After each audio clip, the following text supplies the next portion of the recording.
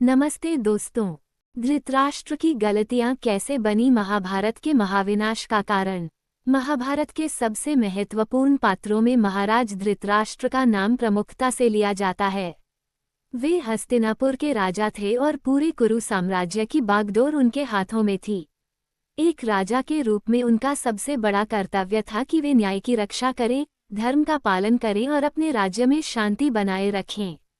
लेकिन महाभारत की कथा बताती है कि वे कई ऐसे अवसरों पर सही निर्णय लेने में असफल रहे, जिनका परिणाम महाभारत के विनाशकारी युद्ध के रूप में सामने आया। महाभारत के अनुसार धृतराष्ट्र जन्म से नेत्रहीन थे, किंतु उनके जीवन का सबसे बड़ा दोष केवल शारीरिक अंधत्व नहीं था, बल्कि अपने पुत्रों के प्रति अत्यधिक मोह भी था। विशेष रूप से दुर्योधन के प्रति उनका प्रेम इतना अधिक था कि वे उसकी स्पष्ट गलतियों को भी अनदेखा कर देते थे। यही पुत्रमोह धीरे धीरे पूरे कुरुवंश के विनाश का कारण बन गया। धृतराष्ट्र जानते थे कि दुर्योधन के मन में बचपन से ही पांडवों के प्रति ईर्ष्या और द्वेष की भावना है। उन्होंने अनेक बार देखा कि दुर्योधन पांडवों को अपमानित करने और उन्हें समाप्त करने की योजनाएं बना रहा है। भीष्म पितामह, विदुर, गुरु द्रोण और स्वयं भगवान श्री कृष्ण जैसे अनेक बुद्धिमान व्यक्तियों ने समय समय पर धृतराष्ट्र को सचेत किया कि यदि दुर्योधन को नहीं रोका गया तो इसका परिणाम अत्यंत भयावह होगा। फिर भी धृतराष्ट्र अपने पुत्र के विरुद्ध कठोर निर्णय लेने का साहस नहीं जुटा सके। शकुनी का बढ़ता प्रभाव भी महाभारत की बड़ी घटनाओं में से एक था।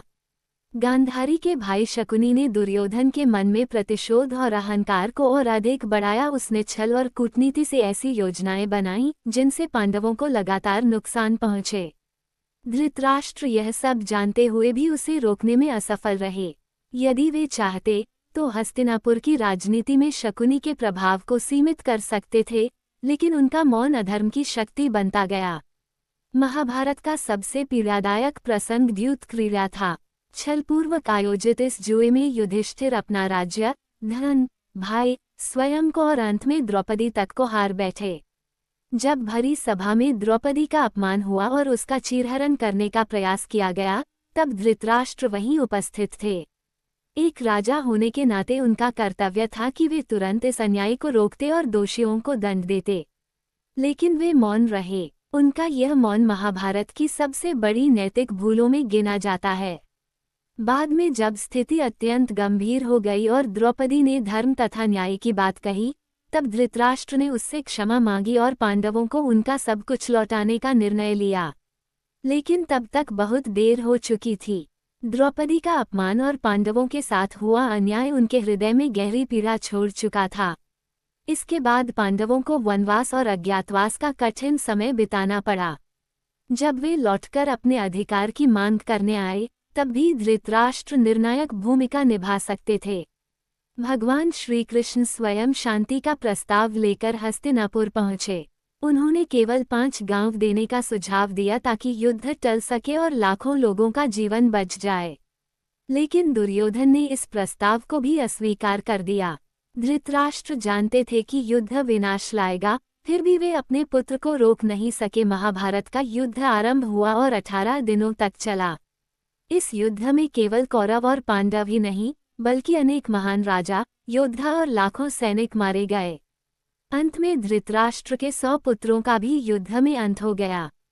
जिस पुत्रमोह के कारण उन्होंने जीवन भर न्याय से समझौता किया, उसी मोह ने उनसे उनकी पूरी संतान छीन ली। युद्ध समाप्त होने के बाद धृतराष्ट्र गहरे शोक और पश्चाताप में डूब गए। उन्होंने समझ लिया कि यदि वे समय रहते दुर्योधन को रोक देते, यदि वे द्रौपदी के अपमान के समय न्याय का साथ देते, यदि वे शकुनी की कूटनीति को समाप्त कर देते, या यदि वे भगवान श्री कृष्ण के शांति प्रस्ताव का समर्थन करते, तो शायद महाभारत का युद्ध कभी नहीं होता। उनके कई निर्णय और कई बार का मौन इस विनाश के प्रमुख कारणों में गिने जाते हैं। हालांकि यह भी ध्यान रखना चाहिए कि महाभारत जैसे विशाल ग्रंथ में युद्ध का कारण केवल एक व्यक्ति नहीं था। दुर्योधन का अहंकार, शकुनी की कूटनीति, कर्ण की निष्ठा, अनेक राजाओं के निर्णय और उस समय की परिस्थितियां भी इस संघर्ष के महत्वपूर्ण कारण थे। फिर भी हस्तिनापुर के राजा होने के कारण धृतराष्ट्र पर सबसे अधिक नैतिक और राजधर्म की जिम्मेदारी थी। इसलिए उन्हें युद्ध के प्रमुख जिम्मेदार पात्रों में माना जाता है। धृतराष्ट्र का जीवन हमें एक गहरी सीख देता है कि किसी भी पद पर बैठे व्यक्ति के लिए निष्पक्षता सबसे बड़ा गुण है। जब न्याय की जगह पक्षपात, धर्म की जगह मोह और कर्तव्य की जगह स्वार्थ आ जाता है, तब विनाश निश्चित हो जाता है। राजा हो, माता पिता हो या समाज का कोई भी जिम्मेदार व्यक्ति यदि वह गलत का समर्थन करता है या अन्याय पर मौन रहता है, तो उसके निर्णयों का प्रभाव आने वाली पीढ़ियों तक पड़ सकता है। महाभारत में धृतराष्ट्र का चरित्र इसी सत्य का प्रतीक है। वे केवल जन्म से नेत्रहीन नहीं थे, बल्कि कई महत्वपूर्ण अवसरों पर उन्होंने अपने विवेक की आवाज भी अनसुनी कर दी। इसलिए कई व्याख्याओं में कहा जाता है कि वे आंखों से ही नहीं, बल्कि मोहवश मन और बुद्धि से भी अंधे हो गए थे। यही कारण है कि उनका जीवन आज भी यह संदेश देता है कि धर्म और न्याय का साथ देने में कभी देर नहीं करनी चाहिए, क्योंकि समय पर लिया गया एक सही निर्णय पूरे समाज को विनाश से बचा सकता है। बहुत है, पूरी कहानी सुनाओगे, लेकिन सबसे पहले आपसे निवेदन है कि हमारे चैनल को सब्सक्राइब जरूर करें, क्योंकि घंटे लग जाते हैं वीडियो को बनाने के लिए। आप प्यारे दोस्तों के लिए ही तो प्लीज़